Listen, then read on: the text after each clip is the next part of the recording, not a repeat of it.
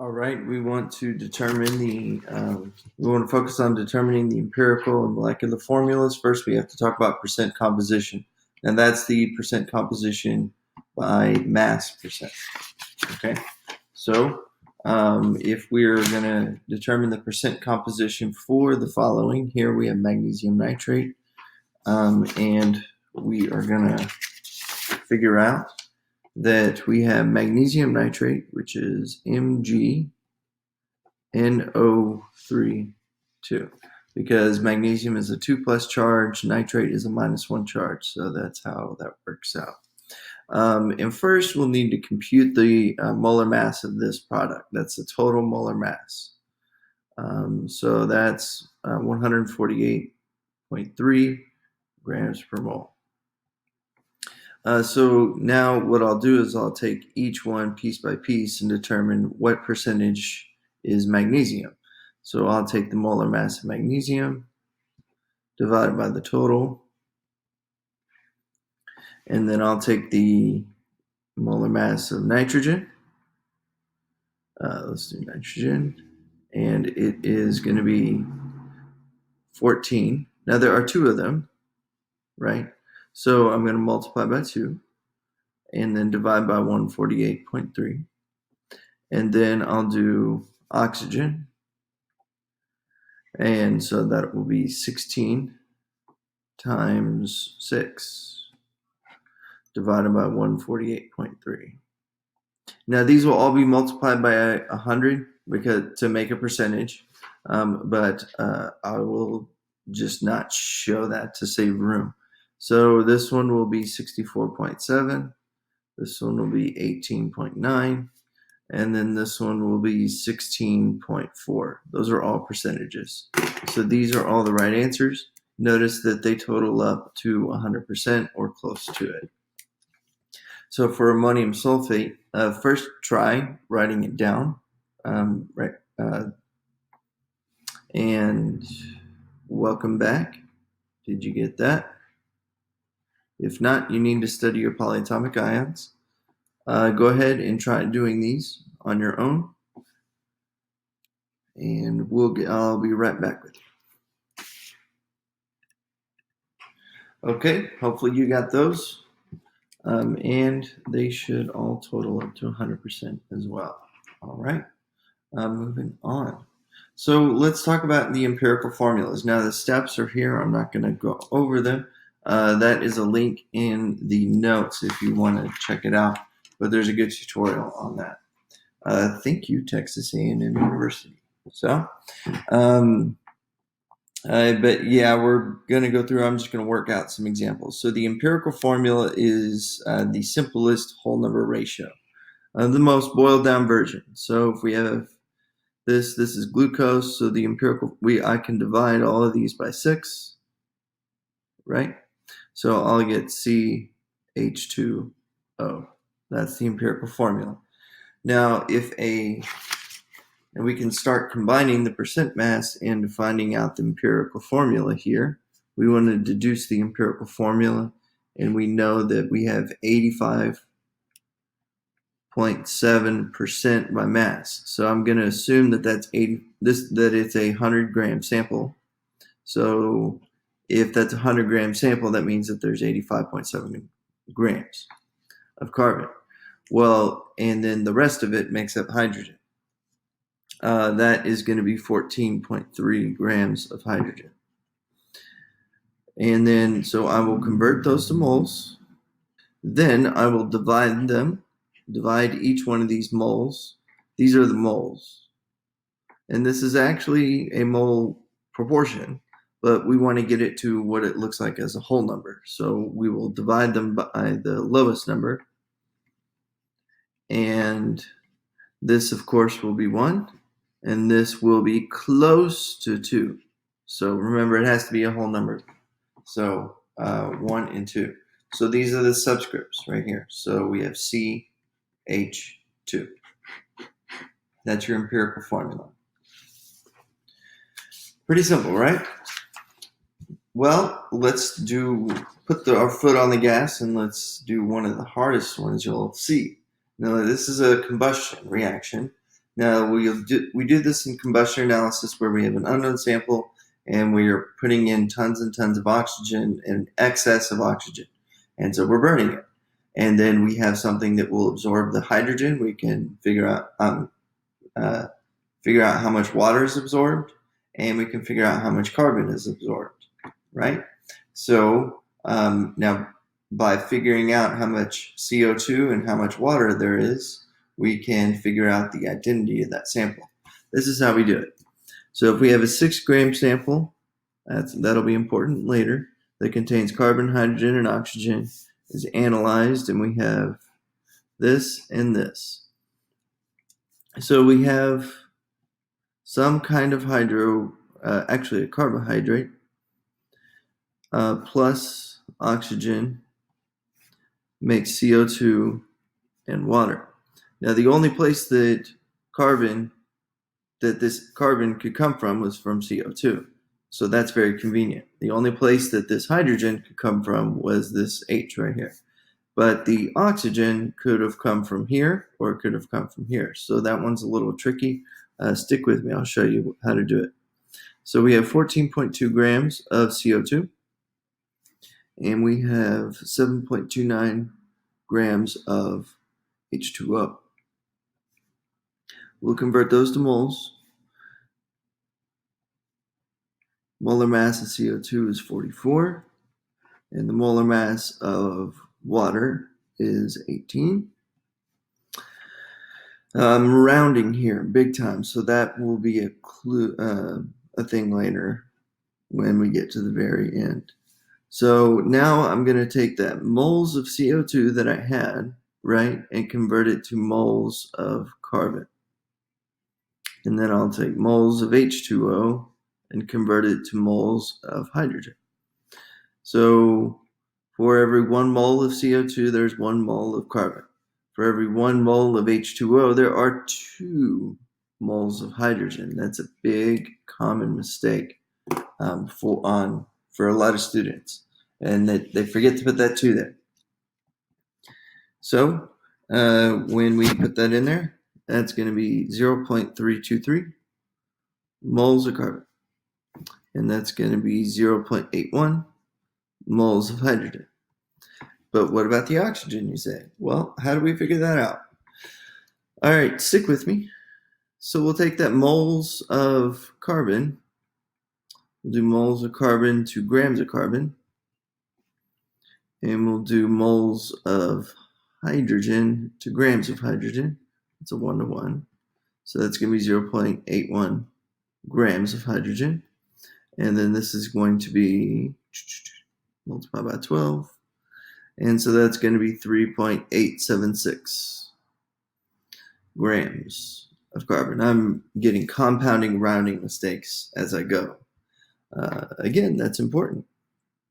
So what this is telling you is that this 6-gram sample totals up, has 3.876 grams of carbon, 0.81 grams of hydrogen, and then we can figure out the mass of the oxygen. So in other words, 3.876 plus 0.81 plus some value of X for my oxygen is 6 grams. This is the oxygen, this is the hydrogen, this is the carbon. So I can figure out pretty quick using my algebra to figure out that that is 1.314 grams of oxygen. Let's go ahead and switch that to moles because we want to know that. That's going to be 0.082 moles of oxygen. Very nice. So I go back to my original terms that I had right here. Now I have moles of oxygen, moles of hydrogen, moles of carbon. And I did not do that in order. So now divide all of them by the lowest number, 0.082. That one's going to be 1. Now this one is going to be 9.87, and then this one is going to be 3.93. Now, There's tricks you can do if it's like 2.5 or if it's like 0.5 or 0.33 or something like that. You can fix that. You multiply all of them. But this is so close, and I've had so many rounding like mistakes as we go, especially like right here. And I rounded here and I rounded here. You know, you round so many times that we're just going to say that this is C4. H10O. That is the empirical formula of that compound. All right, cool, right? So let's go one step further and figure out the molecular formulas. So we'll have to find that, you need the molar mass. You'll be able to take the empirical formula mass, that's what I call it. That's not an IB definition. And then you'll get this factor. All right, so I'll show you how that works. Merry Christmas. Here are the numbers for your NutraSweet question. But in this question, you have a certain number of percentages. You want to calculate the empirical formula, NutraSweet, and then find the molecular formula. So, you do the same thing where you assume a 100-gram sample, and you have your grams here for carbon, hydrogen, nitrogen, and oxygen. I'll make sure to make those extra clear to you. And then we convert those to moles, and those are our mole ratios, right? So we'll divide both of them by 0.68, which is going to be 1, and then divide by 0.68, divide by 0.68, divide by 0.68. So that one, carbon, is going to be 7. So for that, that's for carbon. This one is going to be 9-ish, I think. That one's, of course, going to be 1. Now this one is going to be 2.5. Okay. So what happens when we get a 2.5? Well, we don't want to round up to 3. We can simply multiply that by 2. So we're going to multiply all of these by 2.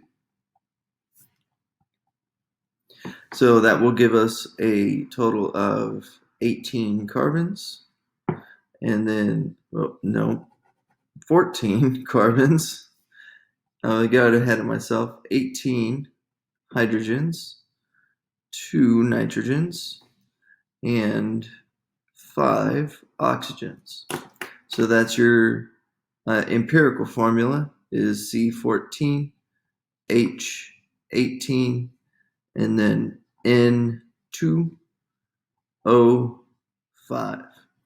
So then you need to compute your empirical formula mass, which is basically the molar mass of this, right? So 14 times 12 plus 18 times 1 plus 2 times 14 plus 5 times 16. Add those all up together. Your empirical formula mass is 294 grams per mole. So, your molar mass is 294 grams per mole. So 294 divided by 294, you do the math. Your factor here is 1, right? So that means I need to multiply all of these by 1. Well, it's going to be the same thing. So this is the empirical formula and molecular. So I'll go ahead and write empirical and molecular, so that my grader knows that I know that both of them are the same. Okay, so let's do hydrates real quick. A hydrate is something that has H2O like chemically bonded to it, and we show it by a dot symbol. So this is why we don't use dots in chemistry, is because dot actually means something in our chemical formula. And so it will have some kind of integer there, and some of them can be different. And even in your sample, you could have different integers in there. So you have to be careful with these. Most of the things in my stockroom are hydrates. So we have to be careful when we do our molar mass calculations. Adjustments must be made. So the molar mass of copper sulfate, pentahydrate, is going to be I'll just tell you the answer is 249.5 grams per mole. That's because I took the molar mass of copper, added it to sulfur, which is 32, added it to 4 times 16, nothing unusual here, that's copper sulfate, and then I added it to 5 times 18, that's the molar mass for water. You could do hydrogen and oxygen if you wanted to, but you could do that. That is sulfur, this is oxygen, and then this is H2O. All right, so now if a student has 15.67 grams of magnesium carbonate, X H2O, after heating the water out, the student is left with 7.58 grams of anhydrous magnesium carbonate. We wanted to determine the value of X. So think of it like a chemical reaction. MgCO3 dot X H2O. And so we heated it. Let's put a triangle there. And we have MgCO3 plus H2O, that water left as a gas, right? So this one was 15.67 grams, and then this one was 7.58 grams. Well, the law of conservation of mass says it can't be destroyed, it has to still be there. So we can just use simple subtraction to figure out that this is 8.09 grams of water. Cool. So that doesn't really tell you the value of X, though. You have to do something like an empirical formula where you take 8.09 grams of water and you're going to convert grams into moles. So that's 18 to 1. And so that will be 0.449. Now I'm dumb. I'm running out of space. And then I'll take 7.58 grams of MgCO3, that other one, right? And I will convert that to moles. And the molar mass for MgCO3 is actually going to be 84.3 grams per mole. And so that will be 0.0899. Now you guessed it, I'm going to divide by the lowest number. So divide by 0.0899, divide by 0.0899. So that will give you, this obviously goes to 1. Now this one will be 5. So that means that X is going to be 5. This divided by this is 5. So the proper formula would be MgCO3 dot 5H2O. All right. Now, how will we design an experiment like this? Well, you would heat it, right? So let's draw a diagram real quick. Here's my Bunsen burner. Here. Oh, that's a terrible Bunsen burner. Here's my flame. And then I'll put my crucible right here. I didn't plan this very well. So I've got my crucible. Now, what do I want to do to keep the water from getting out? Well, I'll put a lid on top of it. So I'll angle the lid. You angle the lid while heating. That would probably be a point. And then you will close the lid. And you would probably want to repeat heating until a constant mass is reached. Okay? So let's talk about, we have that crucible there.